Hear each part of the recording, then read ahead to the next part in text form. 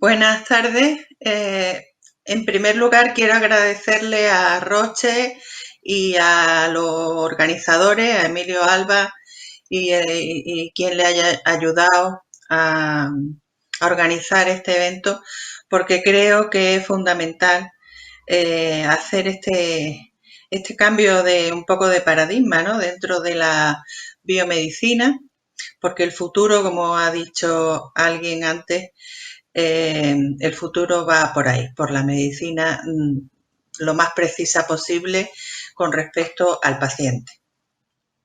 Bueno, yo soy bióloga, no soy médico, y entonces bióloga molecular y bioquímica, y entonces voy a dar la visión de la medicina personalizada que tiene una bióloga molecular y una bioquímica, y que es para mí la salud y la enfermedad, la vida y la enfermedad.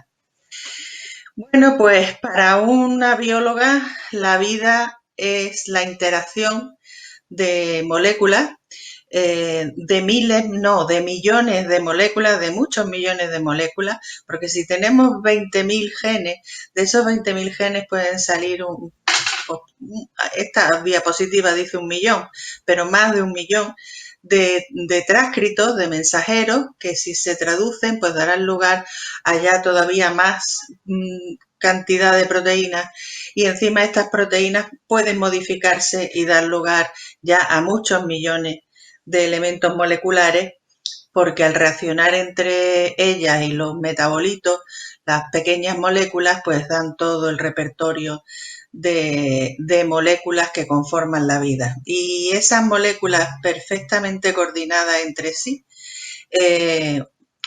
dan lugar a un funcionamiento correcto de las distintos tipos celulares, de los distintos tejidos y al final del organismo al completo. Y esto es una red, pues, como digo, inmensa, inmensa, muchos millones de elementos, muchos millones de interacciones entre ellos, y forman un interactoma, que eso sí que es un Big Data.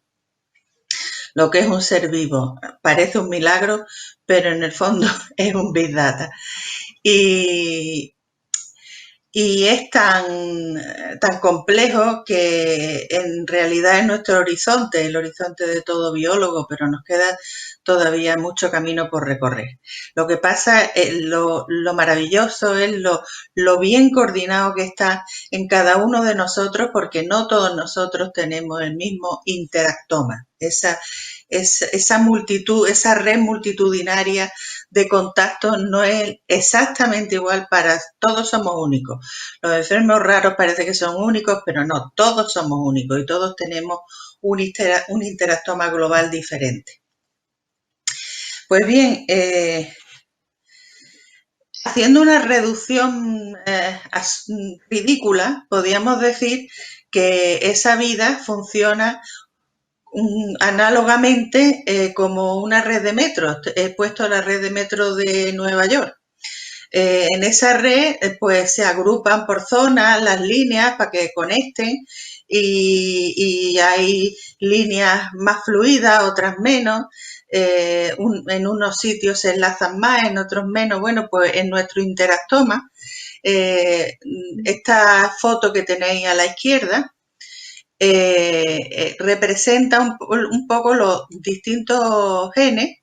Aquí no están ni proteínas, ni metabolitos, ni nada, sino los genes que se relacionan con una misma función. Aquí tenemos la síntesis de proteínas, aquí tenemos el sistema inmunológico, en fin, que esa red es muy robusta, milagrosamente robusta o intrigantemente robusta, porque que esos millones de colisiones y de reacciones y de interacciones funcionen tan perfectamente, que yo esté ahora mismo, que haga que yo esté ahora mismo aquí hablando, pues fijaros si eso es casi un milagro.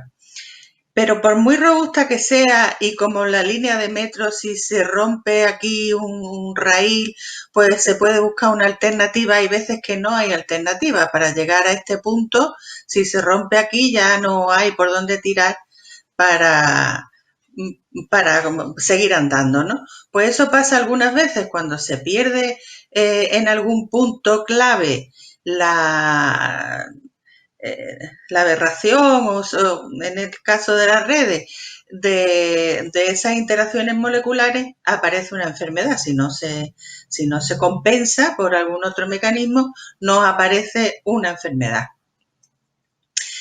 Pero como si fuera en el metro, si tenemos una vista completa y sabemos todos los detalles, todos los trucos de esa red, pues reaccionamos antes y podemos hacer cualquier apaño para que Nueva York siga funcionando. Pues aquí pasa igual, cuanto más profundamente conozcamos cómo son estas redes de complicadas, que como digo, esto es solo una miniatura, pues antes llegaremos al diagnóstico. Pero como tiene tantos elementos y tantas interacciones, eso no es fácil. Entonces, lo que se pretende, caminamos hacia un horizonte, o el cambio de paradigma es que en vez de estar los biólogos moleculares por un lado, los biólogos celulares por otro, los fisiólogos por otro y los ecólogos por otro, y podríamos decir los médicos por otro, pues que vayamos integrando información progresivamente y de lo que es la secuencia de un gen, y sepamos todas las proteínas que están codificadas, cómo son esas proteínas, dónde se localizan dentro de una célula, esas células cómo se mueven dentro de los tejidos y cómo todos esos tejidos forman órganos y esos órganos un ser vivo, y lo ideal, que también se habló ayer, ¿no? Y hoy también se ha mencionado, que lo ideal sería poder llegar hasta cuáles son las interacciones de ese ser vivo completo con su entorno, con el aquí llamado ecosistema, ¿no? Eso es lo que se pretende en la medicina de precisión, pero claro, vamos caminando hacia la utopía. Esta es la utopía y vamos caminando hacia ella.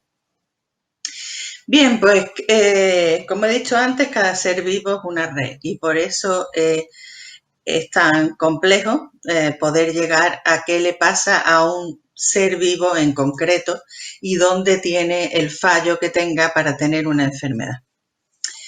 Nos tenemos que apoyar lógicamente en lo que es las tecnologías de la biología del sistema y caminamos hacia la medicina de precisión. Lo que es la patofisiología, podríamos hacer un esquema entonces donde digamos que los biólogos estamos en la base, en ese metro subterráneo de la biomedicina, y fallos de aquí salen a la superficie y terminan siendo enfermedades que como elementos de la capa de abajo influyen y dan como consecuencia las enfermedades, que es la capa de arriba, pues también un mismo elemento puede estar afectando a dos enfermedades. Y ayer lo vimos con la obesidad, o lo escuchamos, con la obesidad, con la hipertensión y con otras enfermedades, con otros síndromes, pues también hay ahí otra red de interacciones. Así que esto sería genotipos en todo caso, y esto sería fenotipo. Y después todas las interacciones sociales, que ya se ha repetido, que influyen en cómo aparecen y se desarrollan estas enfermedades. Entonces no es ni una red, son varias redes superpuestas, o sea, todavía más complejo. Y bueno, no hay que asustarse, poco a poco iremos caminando hacia el horizonte. Estamos lejos, pero se llegará. Y al ritmo que se están desarrollando las tecnologías y los conocimientos y las aproximaciones bioinformáticas, pues cada vez se está cortando más el tiempo. Pero en realidad, ¿qué es lo que queremos? ¿Cuáles son nuestras preguntas o las preguntas de los clínicos más bien que quieren resolver? Pues cuál es la causa, si son genéticas, ambientales o ambas, que en la mayoría de los casos son ambas, como se ha dicho también hoy. ¿En qué módulo, ya eso es una pregunta más biológica, en qué modo funcional residen los eventos que confluyen para dar lugar a una patología? Si existe alguna forma de solucionar el fallo, si sea genético o ambiental, y si existe un método diagnóstico o una solución terapéutica para darle al paciente. Esas son las preocupaciones de, de los que estamos implicados en esta investigación. Entonces, es un problema tan inmenso que, no, que necesitamos ahora mismo, como también se ha estado viendo, de dos soportes. Esto es como Hércules apoyado en dos columnas. Una columna que es la experimental, ¿no? Son las técnicas de alto rendimiento más las clásicas, por supuesto, de toda la vida, pero las de alto rendimiento como la genómica, la proteómica, la metabolómica y los métodos experimentales de toda la vida para sacar cuanto más datos, desde luego enfocando, ¿no? Porque no puede ser genotipar a todo el mundo por genotipar a todo el mundo, pero bien enfocado a aprovecharse de estas tecnologías que nos dan muchísimos datos en muy poco tiempo. Y como nos dan muchísimos datos en muy poco tiempo, una mente humana sola no puede resolver eso, ni analizarlo, ni nada. Entonces necesitamos el apoyo de la bioinformática y afortunadamente vivimos en Europa y en Europa y si no en el NIH en Estados Unidos, pues hay montones de bases de datos que nos pueden servir de apoyo y de referencia y de incluso de datos en bruto para poder nosotros trabajar. Quería decir que estoy totalmente de acuerdo con quien ha dicho hoy que una necesidad imperiosa es la de compartir datos. Eso se ha convertido en algo esencial y lo remacharé varias veces durante la charla. Así que tenemos que apoyarnos en esas dos columnas, el High Throughput Technologies y lo que son buenas bases de datos y buenas aplicaciones bioinformáticas para aligerar en lo posible la extracción de datos y su análisis. Pues si es difícil con cualquier enfermedad, en cualquier caso, para toda persona, porque todas las personas somos una red infinita de elementos que interaccionan entre sí. El caso de las enfermedades raras es ya el más difícil todavía, es como en el circo, ¿no? Porque no solamente los datos son muchos, es que los pacientes son pocos. Y no es que sean pocos en total, ahora lo explicaré, sino que son pocos para cada circunstancia. Se considera enfermedad rara aquella que tiene una prevalencia menor de 0,05, es decir, que una persona cada 2.000 o como se dice otras veces, 5 personas cada 10.000 ciudadanos, ¿no? Entonces, el 80% de estas enfermedades de las que están catalogadas tienen un origen genético, por tanto, todo lo que es genómica, transcriptómica y eso tiene una importancia muy, muy alta. Entonces son 20.000 genes que podrían hacer millones de cosas. Si aparece alguien que no se parece a nada, a ninguna enfermedad que conozcamos, y hay que buscar entre tantísimos millones de interacciones, eso es buscar una aguja en un pajar. Así que hay que buscar la forma de en el tiempo menor posible averiguar todo lo que se pueda. Y por eso digo que las técnicas de la medicina de precisión, y lo ha dicho también Emilio, aquí son fundamentales. Están descritas, tenemos 20.000 genes, ¿no? La mayoría son genéticos. Bueno, pues tenemos 7.000 enfermedades raras y se espera que haya más.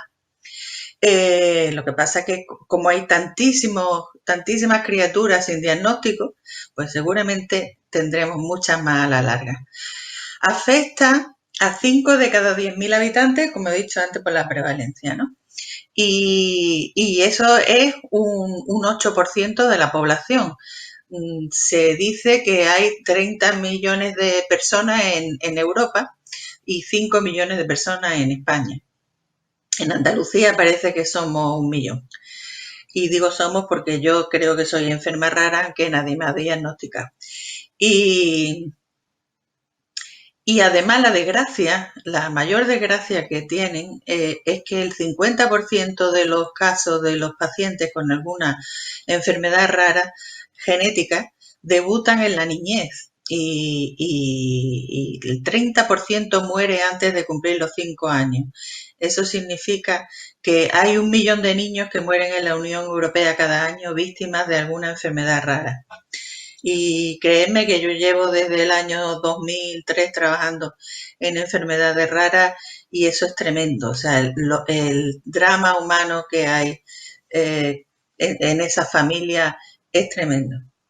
Entonces tenemos muchas dificultades, que son pocos pacientes y muy dispersos. Puede haber aquí uno, otro en Badajoz y otro en Francia.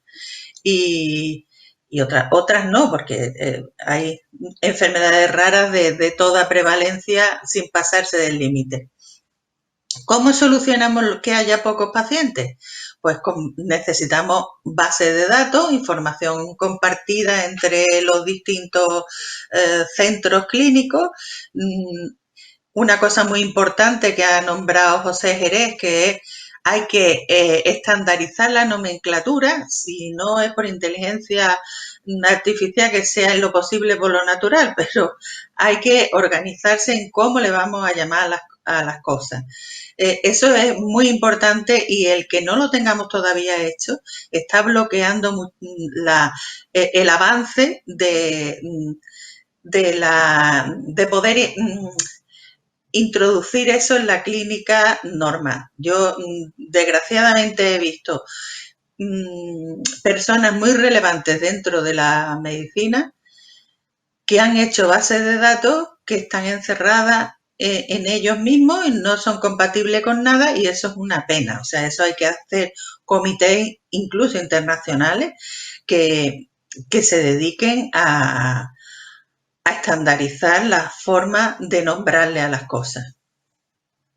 Y por supuesto, si hay aquí un niño, otro en París y otro en Roma, pues hay que hacer proyectos consorciados. Es decir, aquí no vale meterse los datos de los pacientes en un cajón porque entonces nunca se curará ese paciente raro, porque no se puede encontrar el de Roma no va a venir a abrir el cajón del de aquí. Así que hay que hacer proyectos multicentros y consorciados. Y de hecho se están haciendo y ahora lo diré.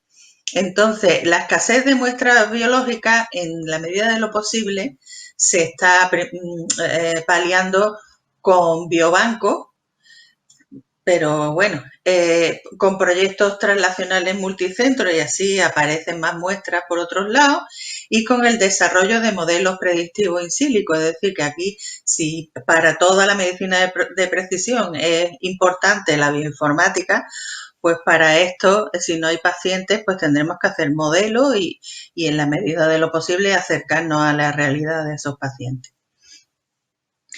Y un problema que hubo, pero que yo creo que a buen entendedor, pocas palabras bastan y las casas comerciales, las farmacéuticas, pues son listas y entonces se han dado cuenta ya de que antes no tenía interés hacer medicamentos para chicos que van a vender 4 cajas de pastillas en España al mes y entonces eso no puede pagar el desarrollo de un fármaco, pero los enfermos raros, como explicaré un poco más tarde, pues tienen un valor incalculable para la medicina.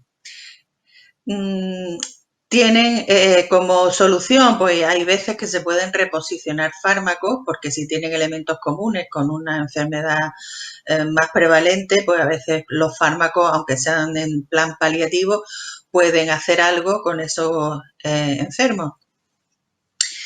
Y tienen el valor, como diré a posteriori, de que se saca una extracción, o sea, una información emergente brutal de la integración de todos los datos de enfermos de enfermedades raras.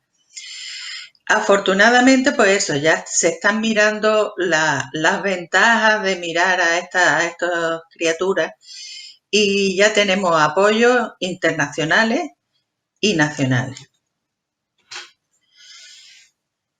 Un apoyo muy importante que salió en Europa, que se fundó en Europa, fue Orphanet. Lo fundó Ségolène Aimé y se ha convertido en la base de datos de enfermedades raras más importante de Europa. Tiene el valor de condensar todos los datos, tanto moleculares como clínicos, incluso centros de referencia, genes implicados, toda la información con la que se puede contar, las enfermedades codificadas, con lo que se llama el ORFA ID. Y, por ejemplo, pues aquí tenemos un ejemplo que es la enfermedad de Jarabe de Arce, que es un clásico dentro de las enfermedades raras. Y como veis, pues aquí se pueden buscar los genes, se pueden buscar los sitios de referencia y es muy útil para cualquier médico clínico, pediatra, que suelen ser generalmente los que atienden a los pacientes de enfermedades raras y pueden buscar información, incluso para los padres.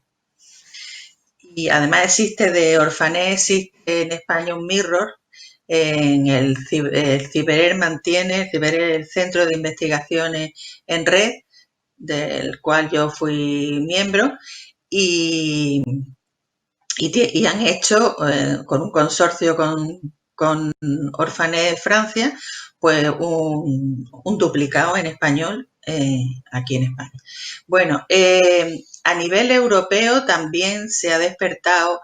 De hecho, los suecos, los nórdicos fueron los primeros que empezaron a interesarse por las enfermedades raras y después distintos países europeos nos hemos ido sumando.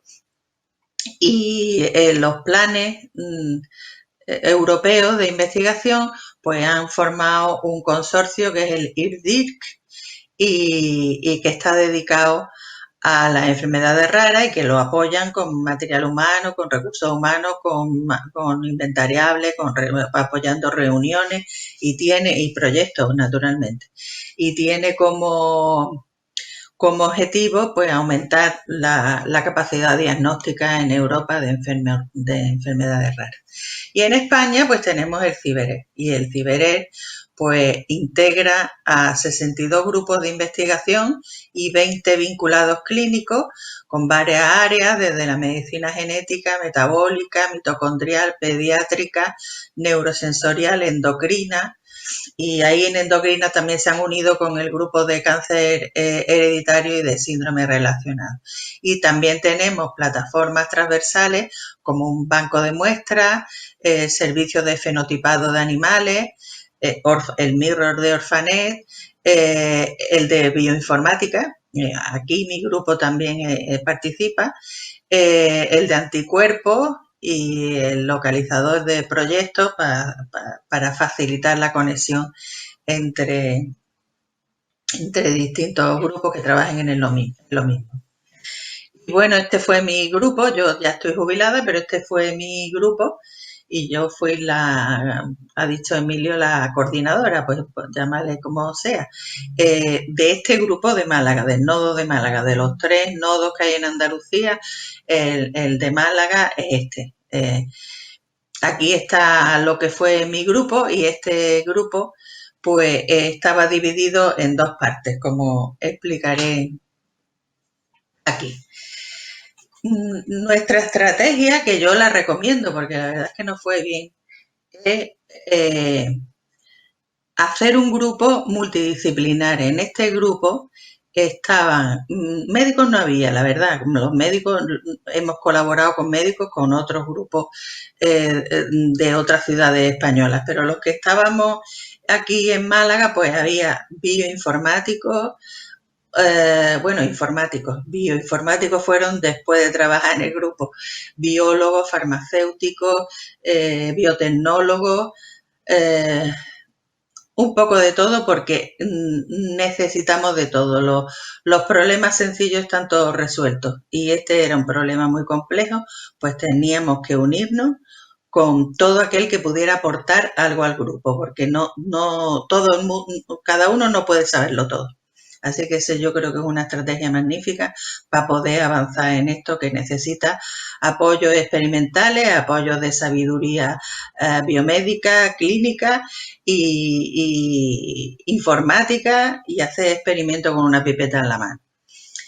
Así que de un grupo multidisciplinar, unos se dedicaban a la parte experimental, otros se dedicaban a la bioinformática. Cuando no dábamos para todo lo que necesitábamos para estudiar un problema, pues entonces nos coordinábamos con grupos externos, o bien del CIBERER o en las redes europeas, y pidiendo información en Orphanet o por ejemplo, en Decipher. Hemos trabajado mucho con la red del Sanger Institute, con la base de datos Decipher del Sanger Institute, con el objetivo de que desde una investigación básica llegáramos a serle útil a lo que es la medicina clínica.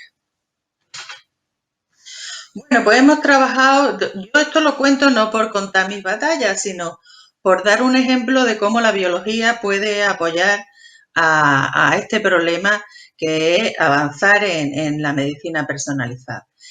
Y bueno, pues voy a contar lo nuestro porque es lo que conozco mejor, y hasta dónde hemos llegado. No teníamos de todo, pero cuento hasta dónde llegamos. Nosotros hemos mirado cualquier problema de enfermedades raras o de prevalentes, porque hemos trabajado también a veces en algunas que no son tan raras. Cualquier problema era mirarlo primero o último, porque hemos hecho cosas top-down y otras que han sido bottom-up. Pero vamos a empezar por la parte de arriba, y hemos hecho algunas cosas mirando la red como desde un dron, desde un helicóptero, una vista aérea de un problema. Y entonces pues hemos acudido a la genómica, a los microchips, a la proteómica, a la metabolómica.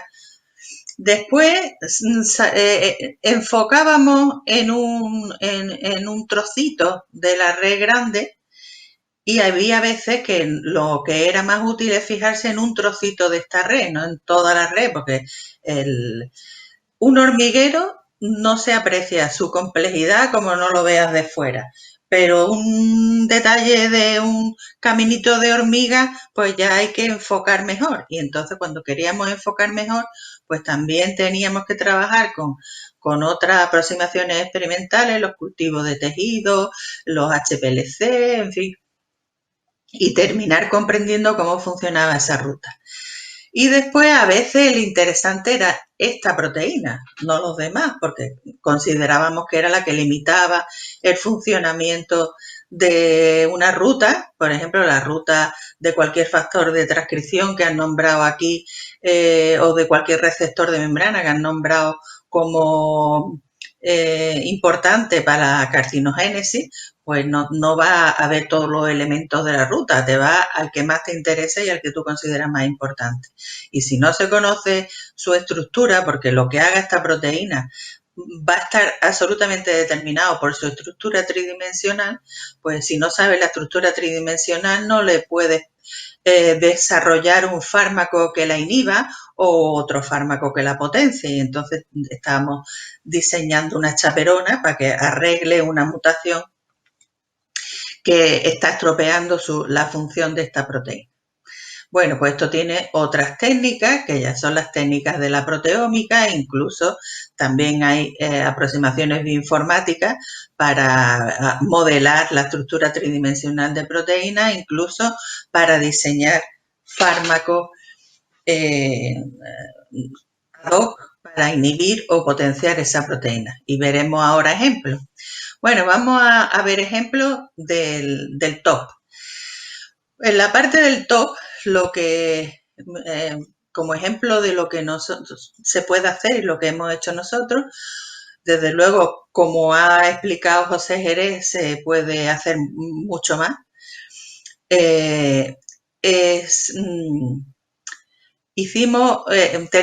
Había el problema de que había que relacionar los genotipos con los fenotipos. Y a esta parte, que ahora contaré ligeramente, pues se dedicaron, yo es que mis niños son mis niños, yo me he jubilado, pero mis niños son mis niños y me gusta enseñar y dar el norte de lo que ha hecho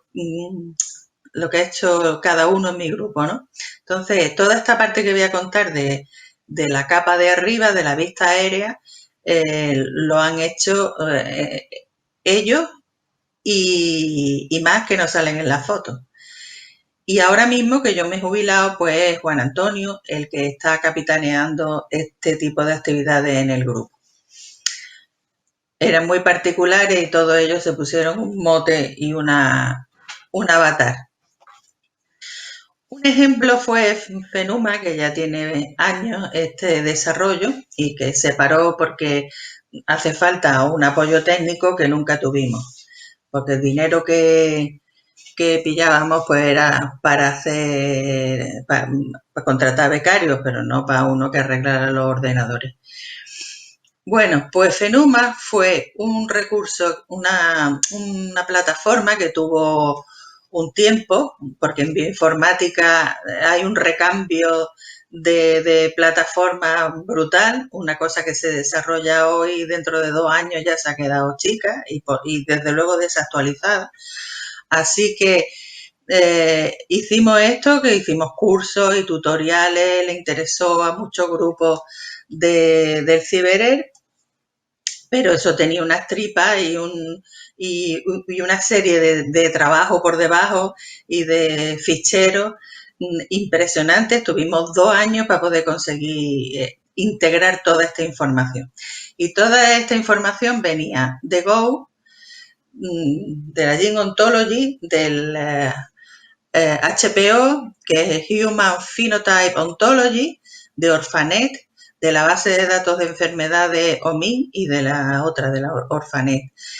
El apoyo del Ciber, muchos datos vinieron también de Decipher y colaboramos para la parte de Protein Interaction con la UCL de británica. Y los que hicieron esto fueron estos dos chicos. Ella es informática de formación y él, Armando, biólogo. Bueno, pues ¿qué conseguimos? Si se preguntaba, en vez de verlo aquí, lo vamos a ver aquí. Esto es lo que salía en una pantalla de la aplicación cuando se preguntaba por la ornitina transcarbamilasa y se decía que diera de la ornitina transcarbamilasa las interacciones, vamos a decir, de proteína a proteína, las interacciones si este gen con este gen estaba relacionado en una misma ruta metabólica, pues que nos hiciera el mapa de todas las interacciones de toda la red alrededor de la ornitina transcarbamilasa. Y aquí está, pero nos podía dar, si aquí le hemos pedido 2 o 3 de las propiedades que correlacionaba, pero se le podían pedir todas estas, que era la interacción entre proteínas, si estaban implicadas funcionalmente en la misma ruta metabólica, si tenían interacción, tenían algún metabolito común, si tenían algún fenotipo común, es decir, si un fallo, una mutación en la ornitina transcarbamilasa daba lugar a un fenotipo que también lo daba este otro gen, por ejemplo. Bien, pues toda esta información después nos permitió el Fenuma ya como plataforma no funciona, pero todos esos archivos que tuvimos debajo, pues sí que nos han servido para muchos trabajos, incluso ya para casi traslacionales, ¿no? También conseguimos, con esta misma información, conseguimos elaborar un mapa en el que esto es todo el genoma, todo el genoma. Y estas líneas grises son fenotipos. Cuando veáis una línea gris, por ejemplo, de aquí a aquí, quiere decir que aquí hay un gen que comparte fenotipo con otro gen que hay aquí. Y esto tiene mucho interés, porque si, como ha dicho antes Antonia, si va buscando una mutación aquí y no la encuentra, ¿y cómo no la voy a encontrar? Si tiene la característica fenotípica, sí, pero es que aquí hay otro. que también puede dar la misma característica fenotípica. Así que todas estas rayas son genes que comparten fenotipo. Y este mismo estudio nos puede dar zonas calientes como esta, en las que se diferencia mucho la frecuencia de encontrar una mutación. En este caso no eran mutaciones, en este caso eran, ahora me va a salir, variantes, timbar, variantes genéticas que se encontraban en pacientes de enfermedades raras y sin embargo no se encontraban con la misma frecuencia en pacientes control. Este trabajo se hizo con miles de pacientes de la base de datos Decipher. Y la verdad es que nos ha dado mucho juego porque incluso para varias cosas, incluso para facilitar el diagnóstico. Porque si se clasifican los enfermos en base a fenotipos comunes, pues de pronto vemos que los azules, los puntos azules son diagnósticos con pacientes con diagnóstico desconocido y los rojos pacientes con diagnóstico conocido.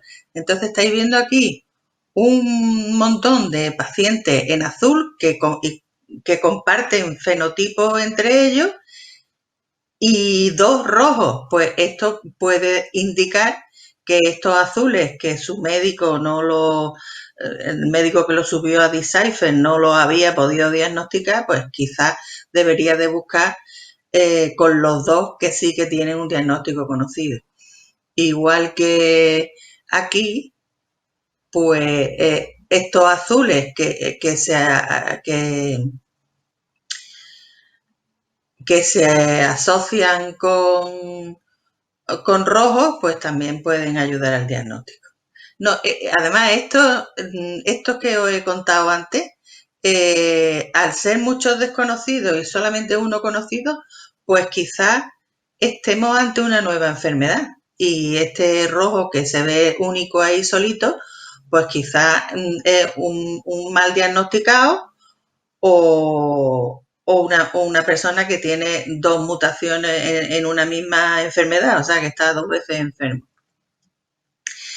Bueno, pues como he dicho, este tipo de estudios permite detectar nuevos síndromes, detectar coasociaciones entre mutaciones y mejorar la ascripción de genotipos, fenotipos. Bueno, pues nosotros trabajamos aquí, en la investigación básica.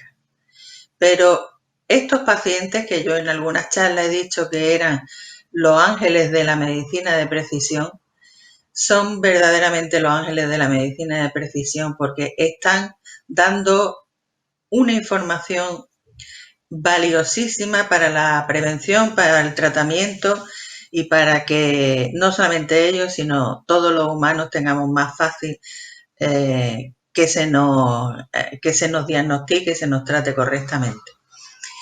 Y voy a explicar por qué, porque para investigar en los fenotipos, en la relación genotipo-fenotipo, pues utilizan los biólogos y los fisiólogos, trabajamos con avatares animales, es decir, con ratones que se hacen transgénicos mimetizando una mutación o mimetizando una carencia de nutricional o lo que sea, ¿no? Y entonces a eso le llamamos avatares. Pero nosotros no somos ratones. Nosotros no somos grises o blancos enteros y total. ¿Que cuál es el mejor avatar para la humanidad? Otro humano. Entonces, si nosotros caracterizamos bien a estos pacientes, y he puesto un niño porque casi todos empiezan siendo niños, empiezan la enfermedad cuando son niños, y lo estudiáramos a conciencia, obtendríamos un montón de información de otras personas que vendrán detrás y que coinciden con ellos y que les podemos ayudar. Incluso habrá chicos pues que salgan también con fenotipos comunes, con enfermedades prevalentes y que a lo mejor puedan usar ambos tipos de enfermos el mismo fármaco, es decir, que esto tiene un valor tanto para la industria farmacéutica como para la clínica. Bien, pues ahora vamos a poner ejemplos de este nivel medio, de cuando estamos hablando de rutas metabólicas, que pueden ser rutas de señalización. Comentaba antes la doctora Márquez que es importantísimo no solamente quedarse, y yo eso lo he pregonado hasta el aburrimiento, que no es suficiente con hablar de braca, ras, no, ¿eso qué son? ¿Eso dónde está? ¿Qué hace? ¿Cuál es su función? Porque si no, no se entiende nada. Si nos perdemos esa parte de estudiar la funcionalidad de cada molécula que está fallando, no llegamos a ninguna parte y nos perdemos. Así que hay veces que hay que enfocar en un trocito de la red. Queremos saber toda la red entera, pero vamos caminando. Entonces, cuando tenemos interés en un elemento de esto, pues entonces aplicamos, aquí me he equivocado, no es teoría de redes, sino teoría de flujo metabólico. Y entonces, pues a esta parte del grupo, del desarrollo de nuestro grupo, los que más activos fue Carlos Rodríguez Caso, Raúl Montañés y Armando Reyes, que se integraron todas estas bases de datos, que son de datos metabólicos como Keck, Savior también, Uniprot, que como su nombre indica es de proteínas, Chevy, ¿dónde está ahora Brenda, que estaba por aquí también? Bueno, un montón de bases de datos relacionadas entre sí y de tal manera que sacábamos automáticamente todas las constantes de Michaelis de todas las enzimas, las interacciones que cada una de las proteínas que formaban parte de una ruta metabólica nos daba todas las características cinéticas, incluso la estructura. Llegó un momento que integramos modelos y terminamos modelando proteínas. Y todo este esfuerzo, lo primero que se utilizó, que la adaptación la hizo Alejandro de Real, fue la creación con otro grupo del CIBEREC de una otra base de datos, pero enfocada en el peroxisoma, en las actividades peroxisomales, y el peroxisoma asociado a la proteína asociada al peroxisoma, si mutan, pues dan lugar a enfermedades raras, como estos síndromes y estas enfermedades, por ejemplo, una que a lo mejor suena, adrenoleucodistrofia ligada al cromosoma X. Pues nosotros integramos, utilizando los datos de la plataforma SBMM, pues enriquecimos la base del peroxisoma 2.0, la segunda versión.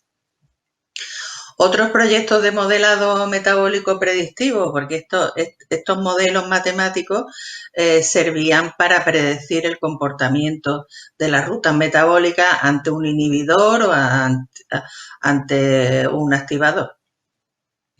Hicimos la primera ruta metabólica que se modeló con carácter predictivo del metabolismo de poliamina, con el cual estaban relacionados dos enfermedades como el síndrome de Snyder-Robinson, que es la falta de esta enzima de aquí, y el neuroblastoma infantil. Pues tuvo mucho éxito y la verdad es que nos fue muy bien y sacamos mucha información emergente de estos estudios.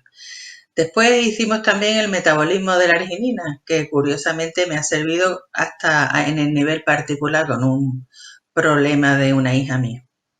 Metabolismo de la arginina, que está relacionado con el óxido nítrico, con la vasodilatación, puede estar con el infarto de miocardio y algunas otras enfermedades cardiovasculares.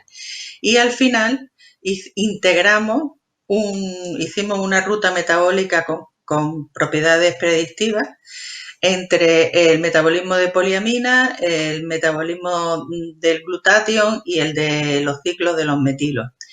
Y este también tuvo éxito, digamos, científico, ¿no? Porque le dimos pistas al grupo de Mato del CSIC para que averiguaran el cambio de una isoenzima para que lo validaran experimentalmente, porque este aglomerado de rutas le daba el resultado de que seguramente en la transformación para hepatocarcinoma había un aumento, una activación de la ornitina descarboxilasa y un cambio, un shift de isoenzima en lo que era la metiltransferasa.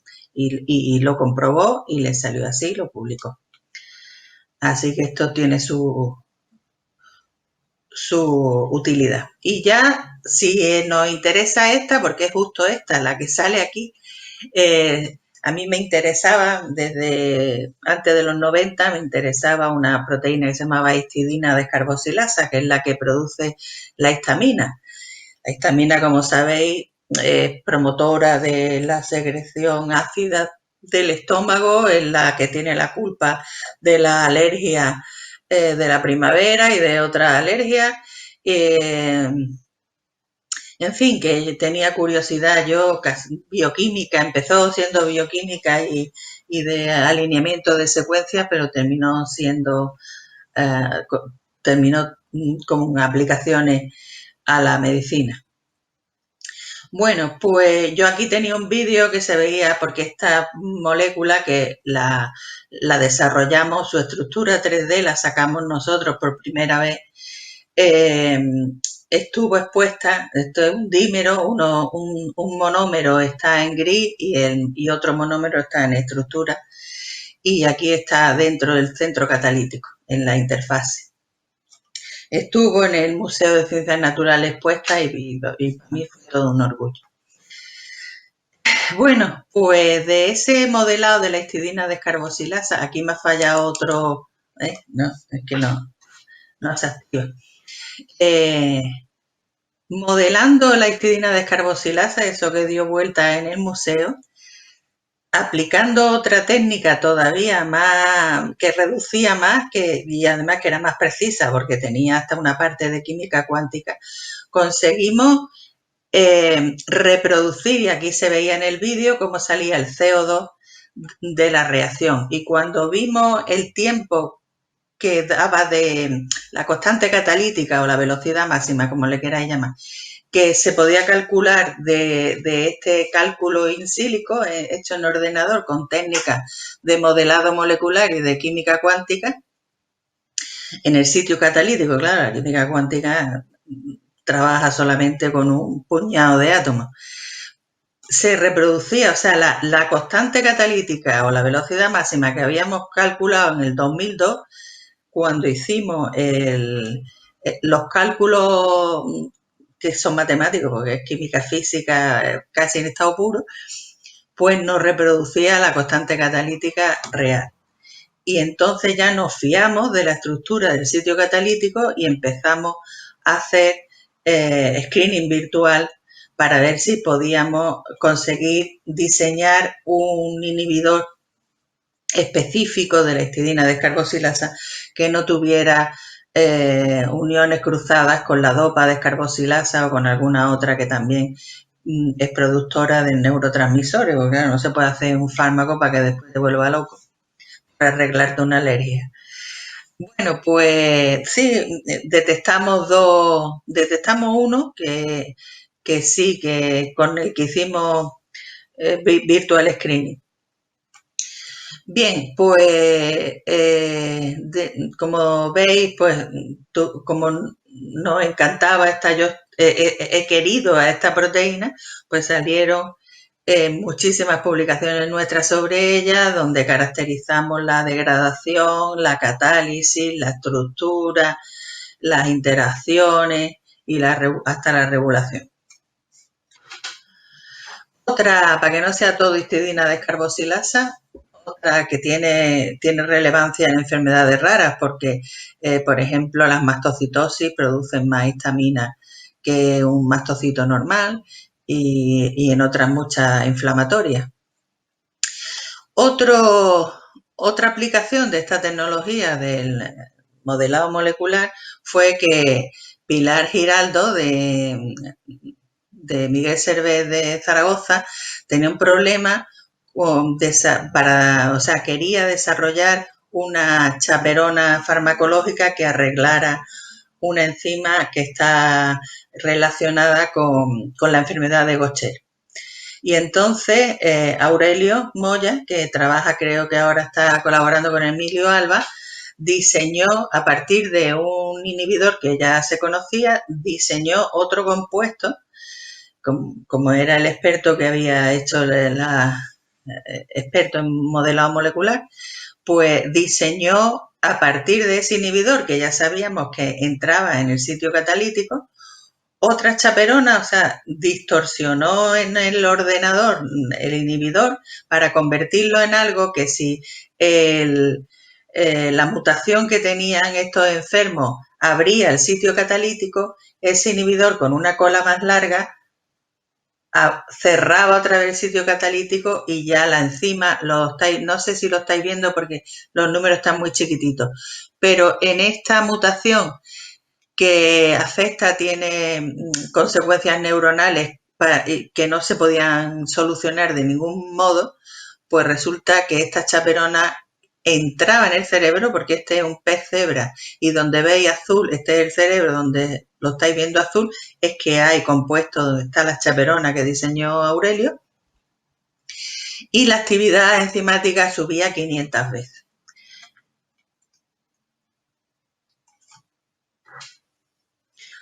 Otra aplicación de estas técnicas de modelado molecular pues fue también otra enfermedad rara, la homocistinuria, en colaboración con el grupo del doctor Greenberg de Barcelona. Ellos tenían unos pacientes que querían saber las mutaciones que le habían detectado, que son estas de aquí, en qué parte de la enzima, de la metilente tetrahidrofolato reductasa, estaban, ¿no? Y entonces Almudena, en este caso fue Almudena, pues le modeló la proteína y dentro del modelado de la proteína localizó las mutaciones y vio que había un loop flexible, se distorsionaba por la mutación.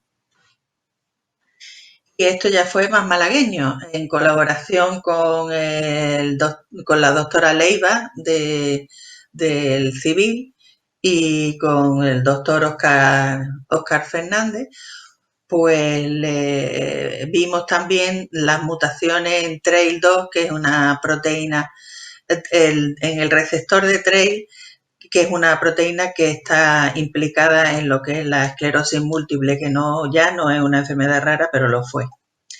Total, que con estas mezclas de estas uniones y coordinaciones entre la medicina, o sea, la investigación experimental de Pollata y la bioinformática, pues hicimos una ruta donde datos moleculares que podían salir de proteómica o de genómica se localizaban en redes, estas redes se analizaban y se veía si los puntos que habíamos visto alterados podían tener importancia con el problema. Se podía diseñar algo que arreglara el problema y vuelta a empezar.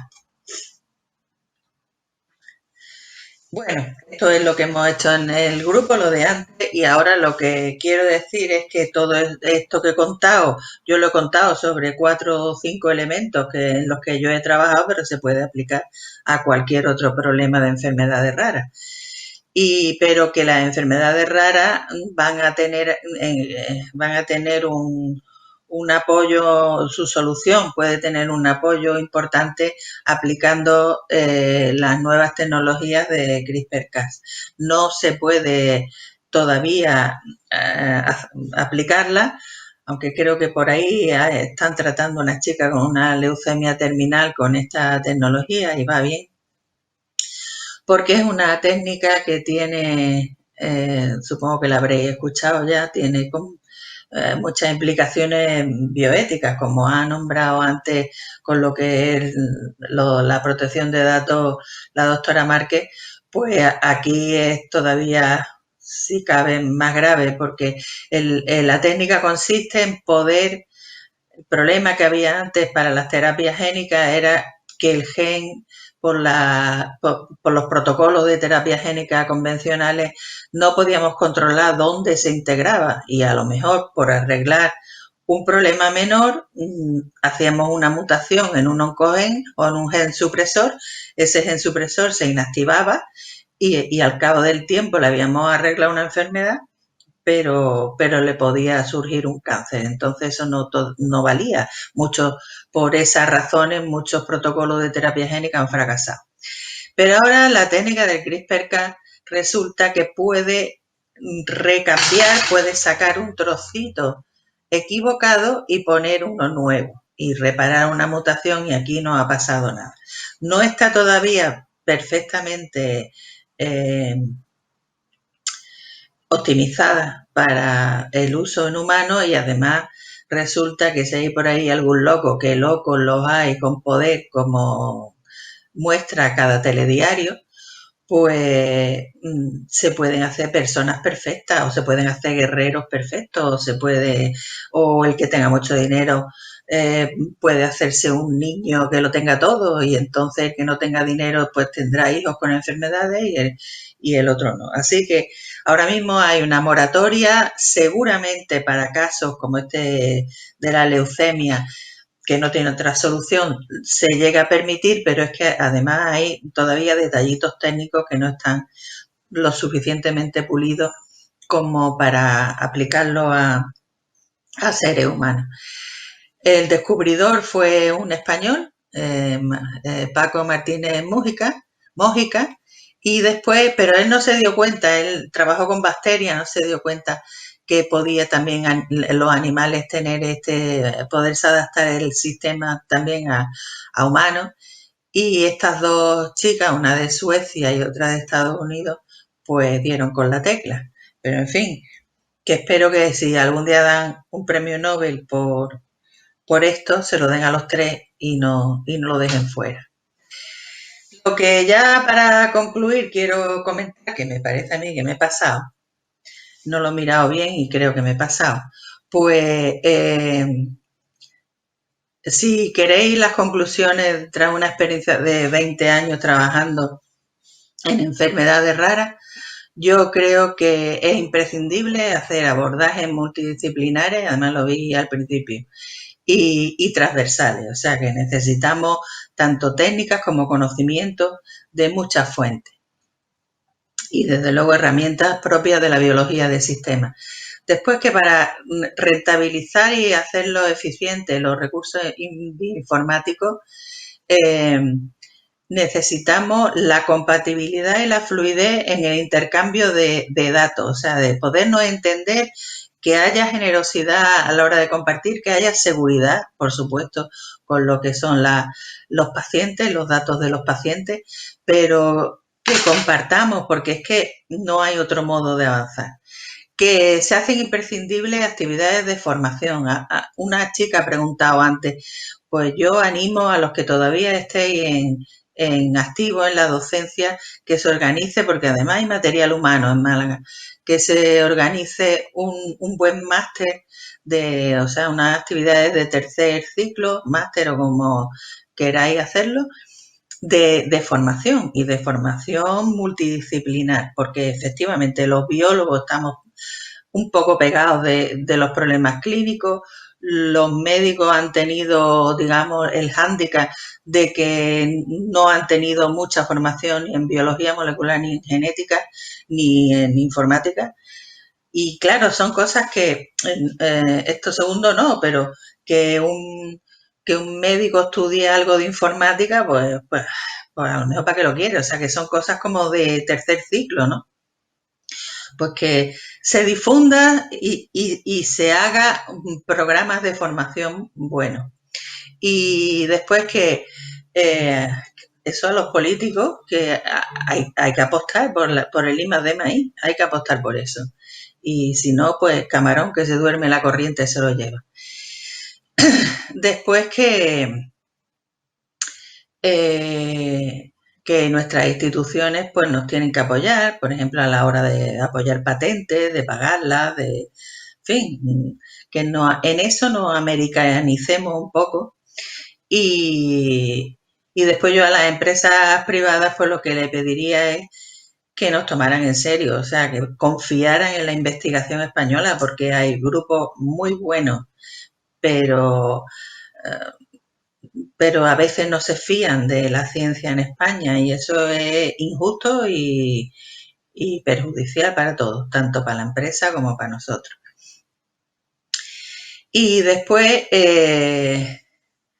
reiterar un poco que los pacientes de enfermedades raras son nuestros avatares, o sea, nos dan más información que cualquier eh, avatar animal, que cualquier cultivo de tejido.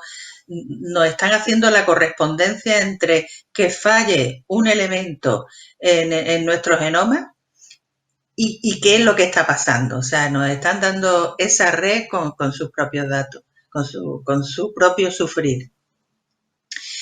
Y por esa razón deberían de interesar a la industria farmacéutica y algunas compañías ya están reaccionando así. Así que bueno, en la solución del CRISPR-Cas, pues tenemos que hacer un buen estudio de bioética y de beneficios, o sea, un análisis DAFO que sea completo, porque si no podemos meter la pata tocando líneas germinales que se pasen de generación en generación y bueno, pues cambiaríamos a la humanidad, cambiaríamos el mundo. Pero a lo mejor para más. Así que si cumplimos todos estos desideratum, eh, a mí me gustaría verlo y es más, yo creo que a la humanidad nos va la vida en ello. Así que muchas gracias por su atención y a los que confiéis en la medicina de precisión, pues buen viaje al futuro.